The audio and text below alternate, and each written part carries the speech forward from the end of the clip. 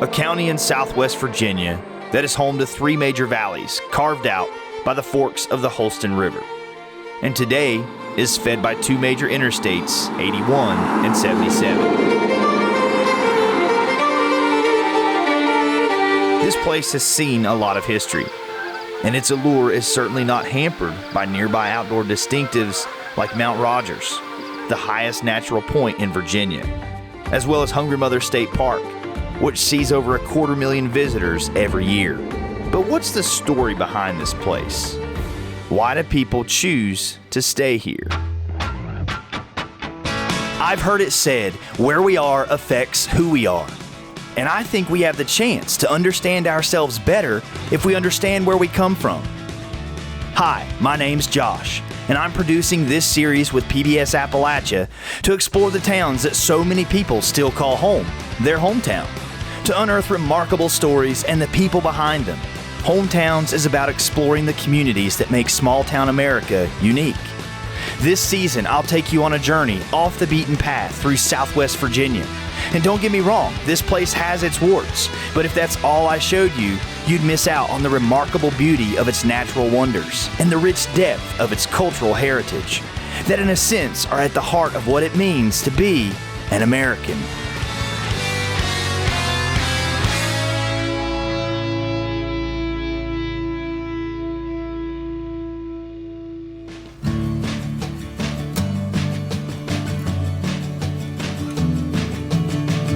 Marion is a town located in southwest Virginia, named after Revolutionary War General Francis Marion, and is the county seat of Smyth County. Nearly a fifth of the entire county population lives here.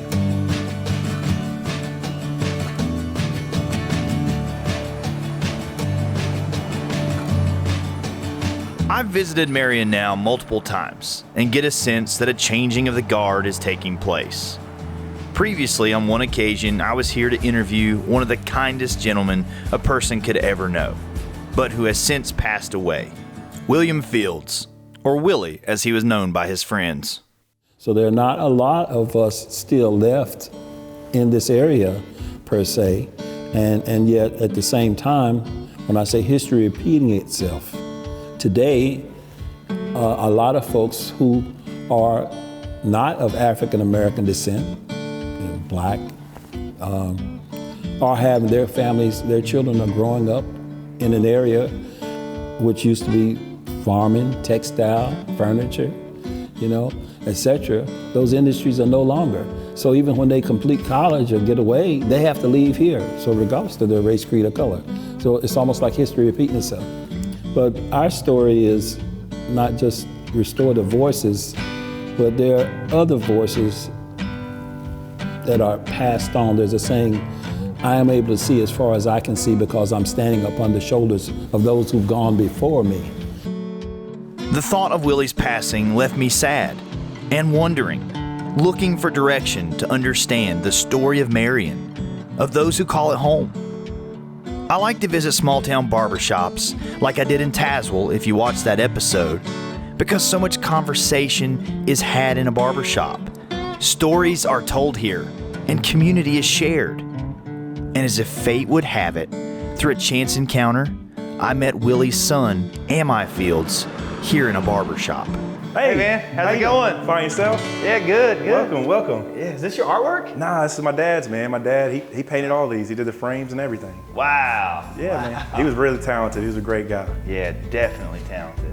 This is a painting my father was commissioned to do for Crooked Road magazine. It's a juke joint in Bristol called the Sioux King Inn. Back when things were segregated, a place in Bristol called the Sioux King Inn, who was owned by my Uncle Ben and Aunt Sue, who I wasn't related to, but that's how my father addressed them, created this juke joint that Black people could come together and listen to music, have a drink, get a sandwich, and people could just interact, and we all need those places. This is the Bread of Life. My father painted this, one of his most colorful paintings. It's an apple orchard, my granddad and uncle there in Chilhowie, Virginia. My grandfather, who always wore bibbed overalls, and in a lot of my father's paintings, you'll see the men wearing bibbed overalls, drove a tractor trailer for Bonham Brothers Apple Orchard in Chilhowie, Virginia. My father really valued the job that my granddad had, because back then there wasn't a ton of jobs for uneducated black men, and they were able to provide for my family, my granddad and my dad. Inside the bread, there's nothing. So the meaning of the painting is we don't have everything. You know, we don't have the meat, the potato, the tomato, the lettuce, but we have enough. We have something to eat. This painting was painted by my father before I was born. It's called the Mercy Seat. I think the model of it was a church that was right beside my parents' house. This painting represents a man who is genuinely coming to God and offering himself up and letting God know by himself, nobody's around. He's not doing it for show. He's not doing it to get people's attention. He's having a genuine moment with God and asking for forgiveness. This is a painting of the train tracks in Marion, Virginia. My grandmother and grandfather taking my father to the hospital to have surgery on his eye. This train station is still there. The wagon seen in the front is also still there. My father in the painting actually drew his entire life. He was very artsy from the time he was born. He was gifted with it. You can see in the painting has a bandage over his eye. My father was a hoodlum as a child. He had actually cussed the man out, and he was hiding, and the man threw dirt and rock at his head, and my father turned and caught him in an eye, which he lost his sight. Another deeper meaning of this painting, you know, if my father didn't lose his eye, when he turned of age, the draft begun for Vietnam, and there's a good chance that he might not be in here, or I might not be in here. Pictured in the painting is also my grandmother Maddie and my grandfather Claiborne. You see the bibbed overalls that he always wore, and you know, you can see my father's genuinely upset. But yeah, there's a deeper meaning. You know, who's to say what's good or bad? This is a painting of my father's home, which is behind McDonald's in Chilhowie, Virginia. In the painting, you can see the very large train tracks. That's the first thing that most people probably notice. They're really big. The community lived on top of the train tracks, and it was a big part of my father's life, whether they walk on the tracks or cross the tracks. This community is no longer there because in that part of Chilhowie, it flooded a lot, and they asked all of them, they gave them a settlement and moved them all, relocated them to new homes. This is actually where my dad's ashes are spread in Chilhowie, so when I look at the painting, it reminds me of, you know, where my dad's at. It's more than just art. It's my family history. You know, it's not just my history. It's the history of the people in this area. You know, especially the black population in Appalachia. And sometimes that story gets lost. You know, a lot of these people that lived here, once they got their checks for their houses and they moved to more urban areas. They don't live here anymore. You know, the population kind of dwindled down. But this is where it was. This is the history. After listening to Am I recall the stories behind his father's artwork, it all clicked. I understood Marion better. Things began to come clear. In a town that at first seemed hospitable yet siloed in its success stories, from business owners to intrepid organizers and community leaders, it all finally clicked.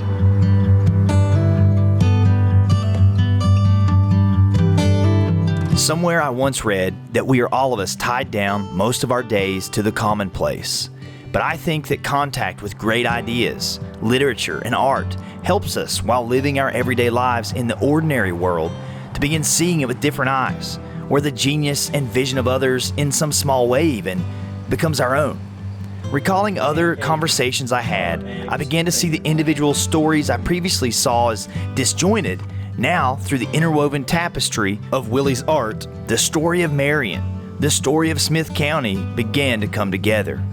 I was born here in Marion and went to Marion High School. And it's one of those things where I never dreamed that I would be in a position to help anyway, to shape things here in town. I grew up, my dad was the hamburger company, and the restaurant chain went broke in early 1980s, had a big fire, and we ended up moving back.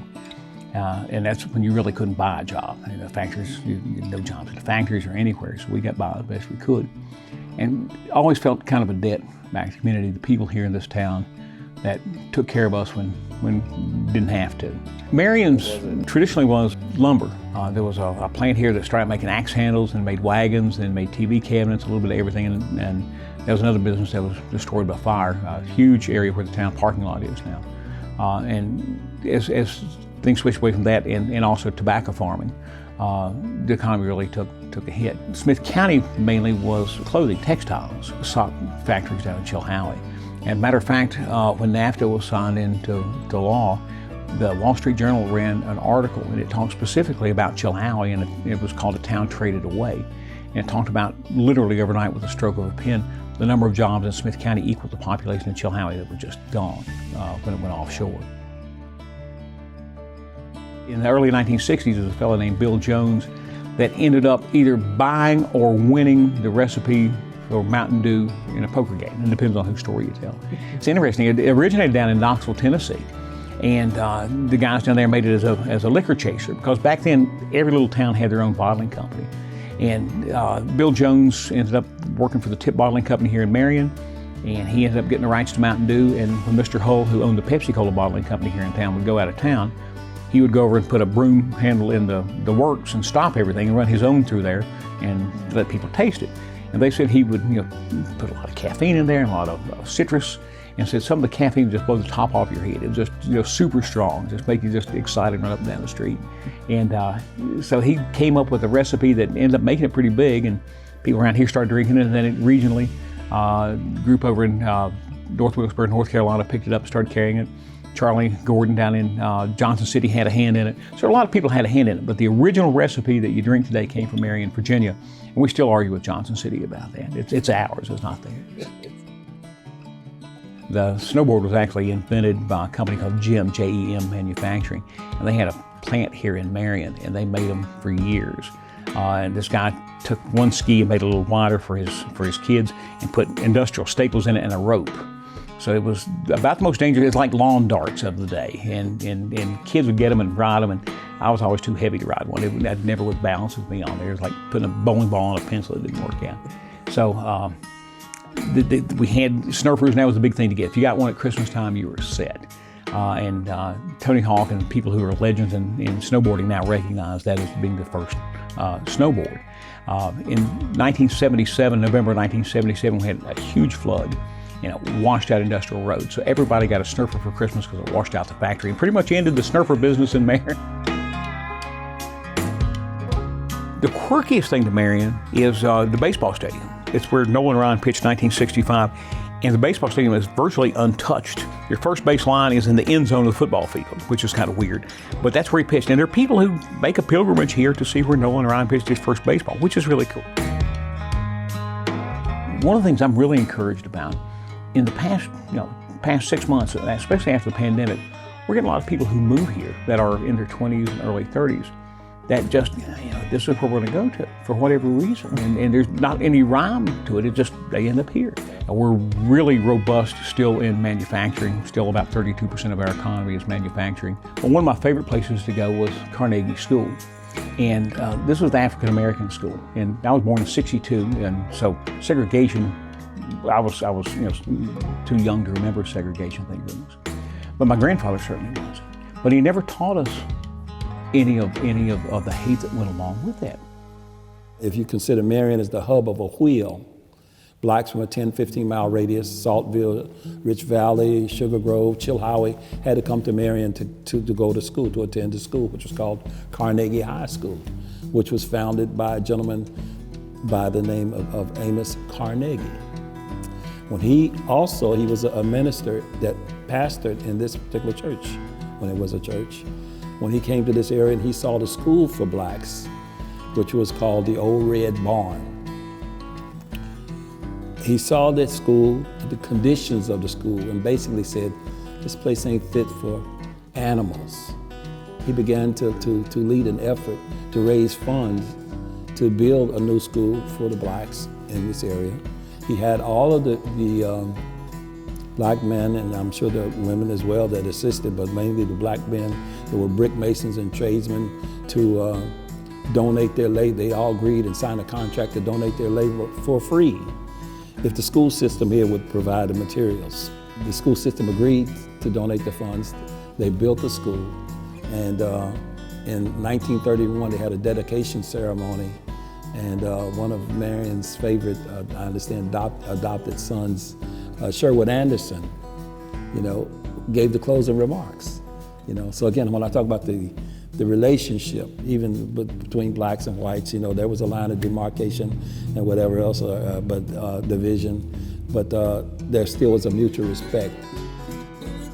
That adopted son, Sherwood Anderson, became a famous American author, and he is buried here in Marion. But before he died, he and his son created one of the greatest myths in Southwest Virginia, a myth that has become legend. Originally, when Hungry Mother Park was first envisioned back in the 30s, it was going to be called Forest Lake State Park. And there's two legends. The legend you read on the postcards is about a Native American raiding party that came through here and killed a bunch of white settlers, and they found a baby that was crying, hungry mama, and that's why they call the park Hungry Mother. That's baloney. No truth to it at all. Sherwood Anderson, the American author, was with the newspaper here. His son, Robert Lane Anderson, was actually running the newspaper at the time. And the story of they got together with a bottle of liquor one night and said, Forest Lake State Park just isn't going to get the buzz. So we're going to call it, and made up the whole legend. And so they called it Hungry Mother State Park, and that's where the legend came from.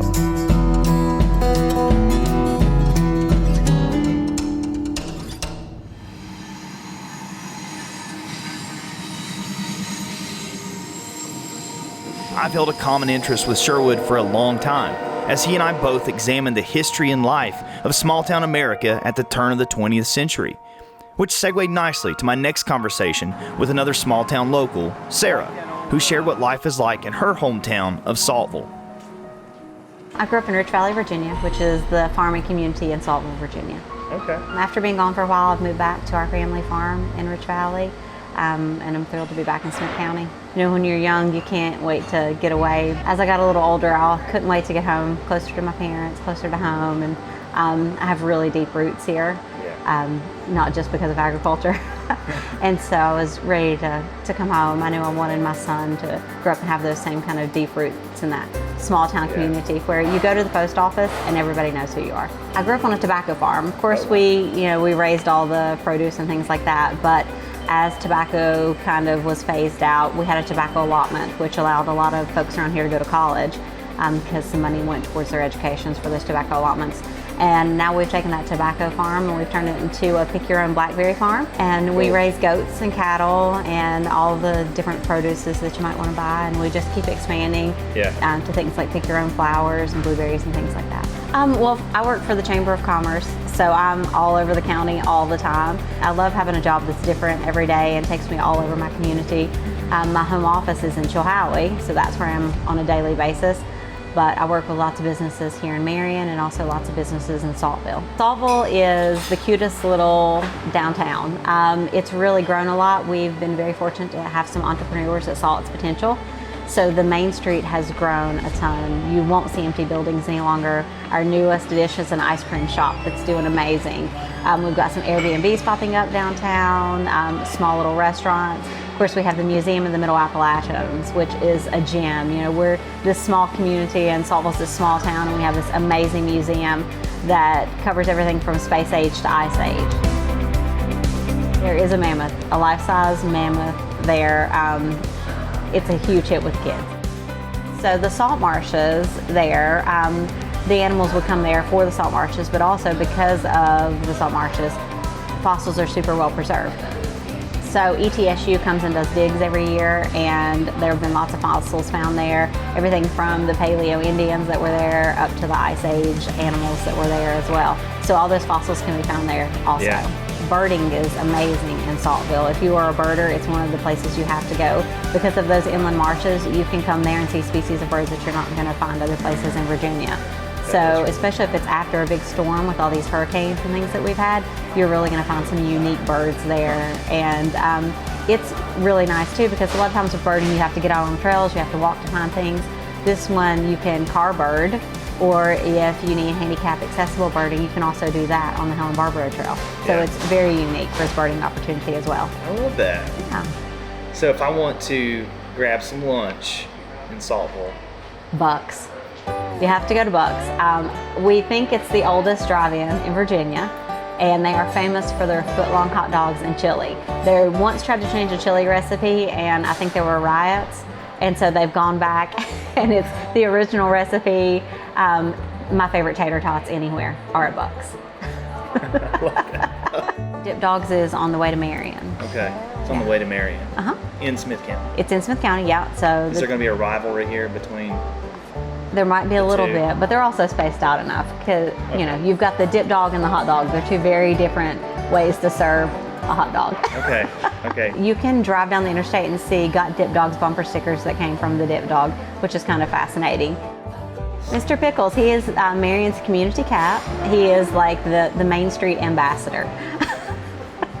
Everyone on Main Street feeds him, so if you're visiting a restaurant and you see a cat food bowl outside, it's not because we have multiple cats, it's because we have Mr. Pickles, and he eats where he pleases and goes where he pleases, and he's the unofficial cat mayor of the town. And we're also able to offer that quality of life here that really welcomes people in. Folks visit and they often either come back, or I can't tell you how many times someone stops in the visitor center and is like, are their houses for sale? Because they're looking for ways to come here. And so, one of the things that I always think about Smyth County is it's like a welcome home kind of place. As much as Saltville is finding its footing moving into the future, I'm fascinated by the history of the Saltville Valley, how this same valley has been attracting life to its floor for thousands of years. The abundance of salt here is at the heart of its appeal. In fact, during the war between the states, this was the site of historic salt works that produced up to 2/3 of all salt used in the Confederate war effort, dubbing Saltville the salt capital of the Confederacy. Multiple battles were waged over this strategic location. Perhaps it was all this thinking about history, or even Marion's role in taking a whiskey chaser and turning it into Mountain Dew. But when I saw the Highlands distillery, I knew I had to stop for a visit to see this age-old Appalachian tradition of distilling firsthand. This is Revelations. It's a 95 proof, and it kind of honors the heritage of Southwest Virginia, in all of Appalachia for that matter, because the distilling and whiskey production skill set came from the Scots and the Irish that settled this region. I happen to be Scottish on my mom's side, so I kind of wanted to do this fictitious ancestor who came to the Virginia Highlands and made something that reminded them of home. And I'm a real fan of smoked whiskeys, so this is what I made. And Revelations, kind of a weird name, but it's for the good times, the bad times, or the end of times. It's up to you. I started distilling, actually it was potato chips. My wife and I had a potato chip trailer, and I had all these potatoes left over. So I figured I might try my hand at making alcohol as a fuel source. We lived off the grid on top of a mountain, so here I am in a storage container with a little hole cut out in the back so I wouldn't die from asphyxiation, and I started making alcohol, allegedly. And my alleged moonshine handle was MASH. So I started making this stuff, and it turned out to be better drinking than burning. And that is the start of all of this. So I was going to do fuel, and I ended up with national award-winning spirits. Pretty much everything I've done has been a gold medal winner. Yeah, I'm kind of proud of it. I don't know, I guess it's my DNA. So if you know the rules, you can break the rules. My equipment's kind of backwoods, so we say. But it works. Franken still works. Franken still love it. Yeah. It's all good. I chose this area to live in. I didn't want to go back to New England because I love the people. And I love this area. And it looks just like home to me. And it is, in that fact, it is my home. The tradition of distilling in Southwest Virginia dates back to well before the 1800s, but certainly got a foothold during the Prohibition in places like the Juke Joint that Ami and his dad told me about. It was a place people came to socialize, let's say. And they also came, when I say socialize, there was bootlegging going on and this, that, and the other, whatever. And they had some issues with the local community. In the article, he even speaks about that even the colored folks and the white folks of the community complained about some of the activities that was going on there. But then he also made a point that speaks to what you asked. He said, but we don't have the racial problems that they got elsewhere around this country. Again, it's not a perfect place, not a perfect people, but there still was a mutual respect and understanding for the hard work ethic of folks and the communities that existed here. This is the last painting my father ever painted. Actually, my son was present from when he completed it. There was a photograph of me and my father, him holding me in the rocking chair. He didn't have the bib overalls on in the picture, but I know why he did it. You know, he did it to remind me of my granddad. Like, that's where I came from. We didn't come from Gucci. We didn't come from, you know, Dolce & Gabbana. We grew up in bibbed overalls, you know, and in the painting, you see the man's looking at the child, and the child looks just like the man. And Dad said when he looked into my eyes, he saw himself. 3 months before he died, he presented this painting to a man that works at Emory by the name of Scott Sykes. And he told that man, he said, if I died today, I would be happy because I finished this painting. To quote Marcus Garvey, a people without a knowledge of their history is like a tree without roots. Two words people often use in their life, love and friendship. Most people fail to realize the definition of the word and the depth of both, definition of both of the words. My belief is that if you have ever loved someone, regardless of what they do or don't do, you'll always love them. If you ever have a true friend, you'll always, time 1,000 years could go by, they walk through the door, it's like time stood still.